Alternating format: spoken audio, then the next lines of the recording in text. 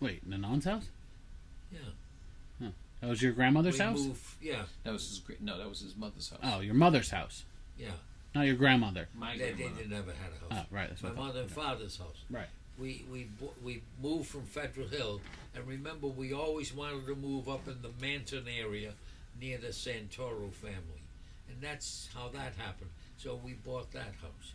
Well, I returned to that house after the service, and I remember I came home. I took the bus. We used to have trolley cars going up and down there, and then after the war, they ripped up all the trolley tracks and they put in buses. But they were trackless trolleys, they called them. They were buses and they had wires and they ran with electricity like the trolleys, but there were two arms going up, positive, negative, right? The other way with the trolley cars, they had one arm going up, positive, the negative was through the tracks, right? And that's what ran the trolleys. So I'm coming home. I come home on the bus. I got all my stuff. I get off the bus. The bus driver wouldn't take a fare from me. That's the way they were. The military guy, they just wouldn't take a fare from you. And I got off right at the corner, threw my bags on my shoulders, and walked home. I couldn't call my mother at the house. They didn't have a phone. So I walk up to the door, and I reached the door, and it was unlocked. I walked in, and there's my father sitting there. And the first thing I noticed, he had lost his front teeth. That's the first thing I noticed. So I hugged my father. Said, "Where's mom? Where's mom?" Where's your front teeth? What? Where are your front teeth? I don't know. He had a gold tooth for one of them. So he says, "She's over, Joe. She's waiting for your phone call. She's over at Santoro's." They had gone out. My mother was sitting there doing nothing, waiting for the phone to ring. So my father and I walked over, and that's when the first time I saw my mother when I come back from the service. She was there. So we went back to the home. She lit the lights. Here we go, and let's have a celebration and all that. So when the Santoros come home, they saw all the lights on. Said, "Oh boy!" So they went over, and I got back to my family. Okay, now, so what did I do? Well, first of all, tell them about the Spanish rice. Oh, Spanish. You know these things. Spanish rice. So anyhow, we came home, and so my mother's cooking. She wants to feed me. I said, "Mom, I'm not hungry." No, you got to eat. She cooked this, cooked that. So I wasn't working yet. And she says, "Oh, I even started to work." That's another story. And so she says, "Well, what did you eat in the service?" I said, "Well, we used to have chicken. We had chicken. We had, I named a few things we had."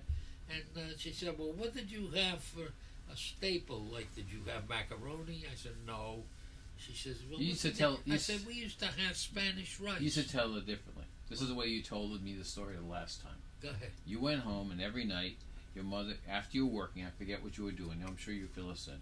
You used to tell it to me this way. You used to say every night you came home, and your mother had the same thing for supper. Yeah. Every night it was the same thing. I don't know whether it was pasta, whether it was whatever it meatballs. was, right. It was the same thing every night, right? Yeah. And then he said, "Ma, you cook the same thing every night."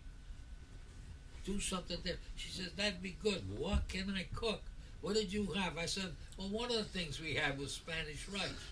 "Oh, how do you make that?" I said, I told her it was how they made it.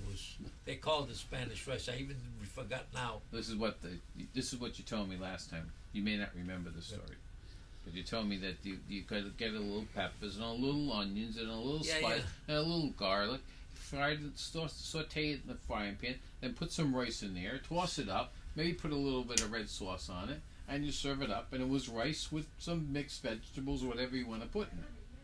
They thought it was wonderful. Right. They thought it was wonderful, so she stopped making Spanish rice. Of course, she told her sister. She says, "Hey, you know what? He told me they eat Spanish rice." "Yeah, how do you make that?" So she started feeding them Spanish So rice. we bumped into Ernest and said, "Ernest," and he says, "Well, what's going up?" They're just talking about something. Ernest was his cousin. And they were very close. They were a lot closer than when we came around. But And he said, what's happening? Well, I don't know, but every night my mother's making. See, what Spanish. happened was, he said, Ma, you're making the same thing every night. So then she moved to Spanish rice. And guess what she made every night after that? Spanish rice. And then what happened is that his cousin says, hey, everything's good, but Mom's making this new thing, and we're having Spanish rice every night. So that had to stop. Okay, that's the Spanish Anyhow, so rice what did you story. do for work? But what happened was this. That Sunday, when I came home on a weekend, that Sunday, all my cousins, you know, we were all very, very close. The family was close. It was, the whole idea is we lived as a family and we stuck together as a family and we loved one another. And that, it was a lot, it got looser, but it was close. And now, this time, John Bergantini had married my cousin Eva. My cousin Eva, he had married her. And so when they heard I was home, they come over to visit. John was talking with me. And John was working as a tool maker for Atlas Chain Company. They made gold chain. And I was only home 2 days, right? He says to me, he says, what are you going to do with yourself? I said, how the hell do I know? My discharge isn't even final. I says, I'm home, and I'm going to take it easy. I'm going to get back. He says, you know something? He says, we talked about what I did and about the machinist work. He says, you know what? I can get you a job at Atlas Chain with me as a machinist tool maker. And you know what? I'll talk to Bill. Bet you he'll give you 95 cents an hour. I said, 95 cents an hour? That's a lot of money. In those days it was. But machinists were getting big money. People worked for 40 cents an hour, 45 cents an hour. If you had a skill, you might get 50 cents an hour. But if you had a real special skill, like a welder, that was different. A machinist, that was different. You get 75, 80 cents an hour, but they were tough to find. So John said, I'll get you in, and you tell Bill you want 95 cents an hour. I know he'll give it to you. Jeez, I said, I didn't plan on it. I said, I wanted to take some time off, but that sounds like good money. So he says, come on, don't worry, come on. So that, I think a couple of days went by. I went down Atlas Chain, talked to Bill. He gave me a job as a tool maker. 95 cents an hour. You know how long I worked for him? A month. 1 month. You know why? I was a young man. John was married. He had to bring home a week's pay. I've been in the service. My friends that I went in the service, they were all members of the 5220 Club. And they were going to the beach and having fun and chasing girls and all that kind of stuff. And every morning I'd get up with a brown bag and go down to Atlas Chain and work as a machinist tool maker. So I'd meet my friends. And one of my good friends was Giuliano. The Giuliano kid, I forget his first name. And they ran Giuliano's restaurant. And his father, he was quite successful in the catering business.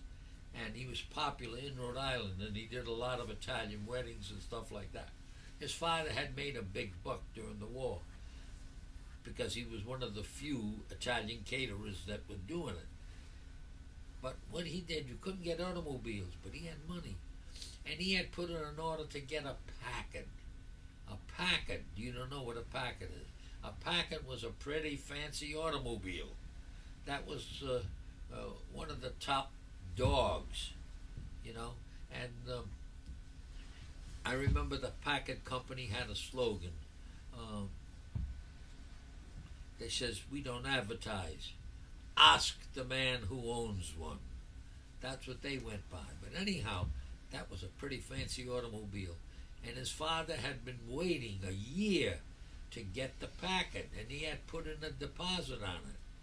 So finally, what do you think happens? His father gets the new Packard. What a fancy automobile that was. So father had the new Packard, but he was too busy making pasta for weddings.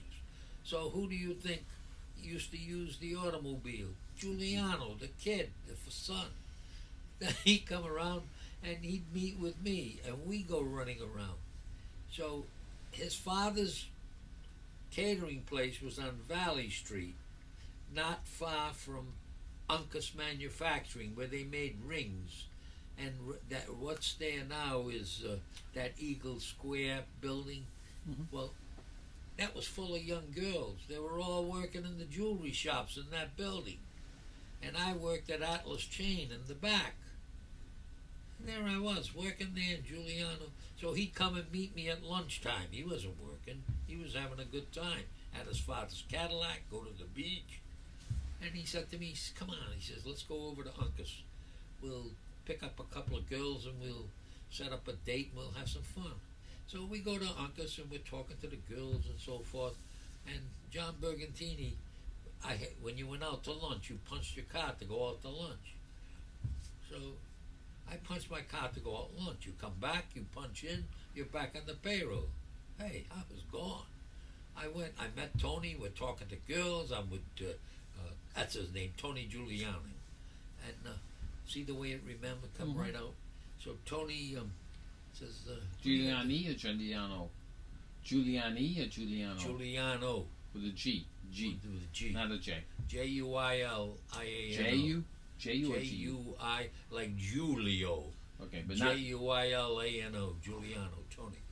And he wound up owning the Giuliano business. Mm-hmm. They, so anyhow, Tony meets... Did he own the restaurant over on Minnow Spring? Or a different guy? Did he own the restaurant over on Minnow Spring? No, he owned the restaurant that was on Charles Street.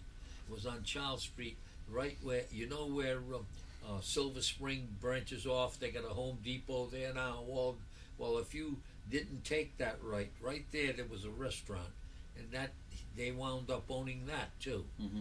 So that's what they call Pearl now. I don't know what they call it. We call it Pearl.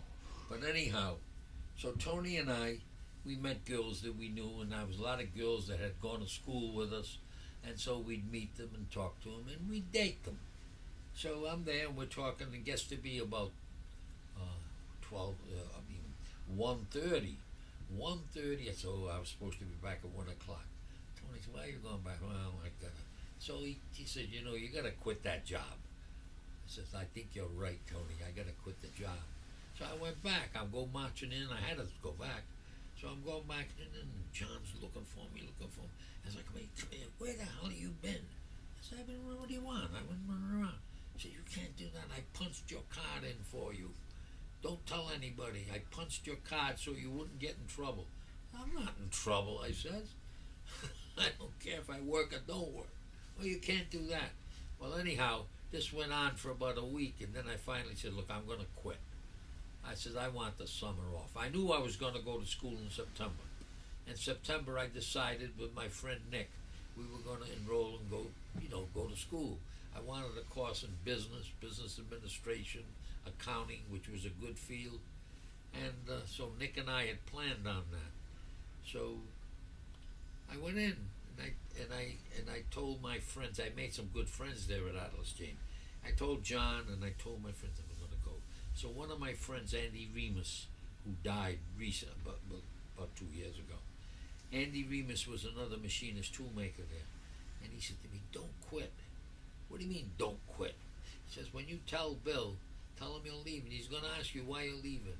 And he says, "Tell him, well, I need more money." I says, "That's not enough money. I should be making another 25 cents more." He told me to do that, but he was a little wiser than I am. What he was figuring is, if I got the raise, then they'd get the raise. So when I was talking to Bill, they knew I was going to tell him I was going to quit. They were hiding behind the machines trying to listen.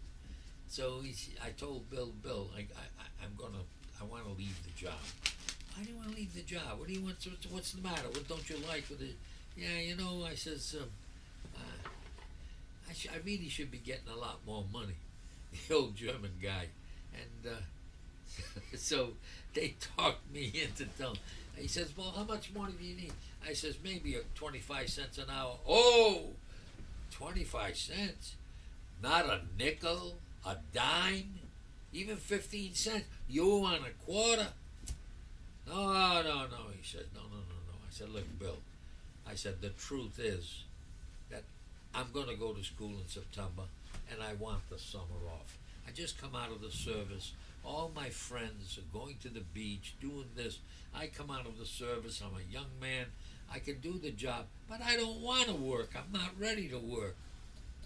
All right. He said he didn't like it, you know. He said, what can he do? So he let me go.